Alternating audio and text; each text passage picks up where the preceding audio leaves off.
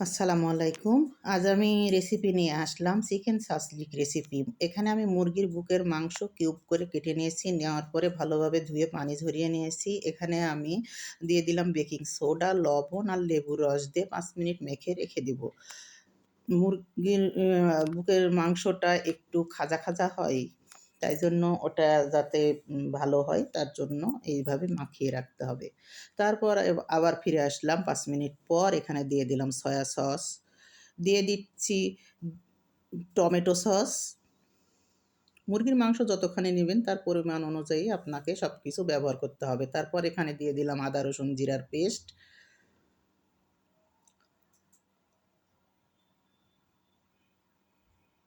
তারপর দিয়ে দিলাম এখানে ধনিয়া গুঁড়া,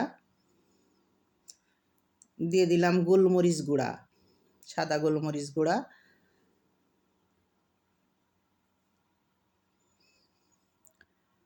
তারপর এখানে দিয়ে দিলাম গরম মশলার গুঁড়া,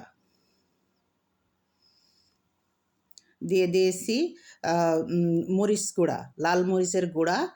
তারপর এখানে দিয়েছি আমি কাশ্মীরি মরিচ গুঁড়া, যাতে কালারটা সুন্দর আসে। আর এখানে আমরা হলুদ ব্যবহার করিনি। আর লবণটা আমি আগেই ব্যবহার করেছি, তার জন্য এখন আমি লবণটা আর দেইনি, কারণ আমরা লেবুর রস, লবণ আর বেকিং পাউডার দিয়ে মাখিয়ে রেখেছিলাম। এই জন্য এখন আমরা লবণ ব্যবহার করিনি। সয়া সসে লবণ থাকে। আর আমি এখানে সব মশলা দিয়ে মাখানোর পর এখানে অলিভ অয়েল তেল দিচ্ছি, যাতে মুরগির মাংসটা ড্রাই না হয়ে যায়। তাই জন্য আমি দিয়ে দিলাম, দিয়ে বেশ আধা ঘন্টার মতো আমি এটা মাখিয়ে রেখে দিয়েছি।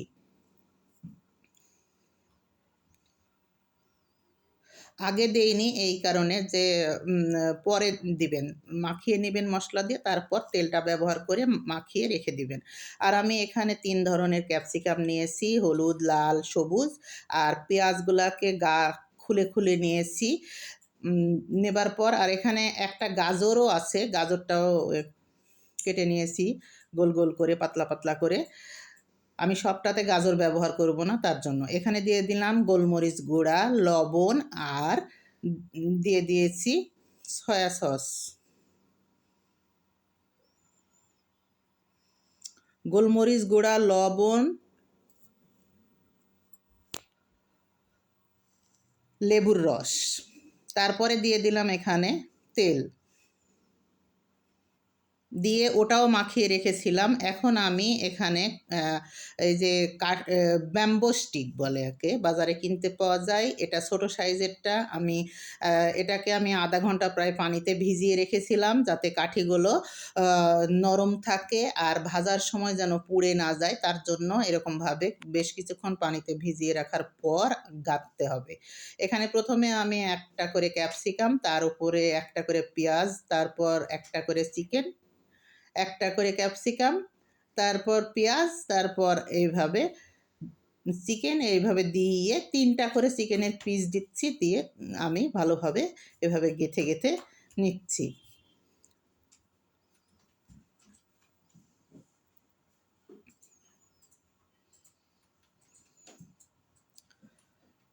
এর গায়ে যথেষ্ট পরিমাণ মশলা আছে।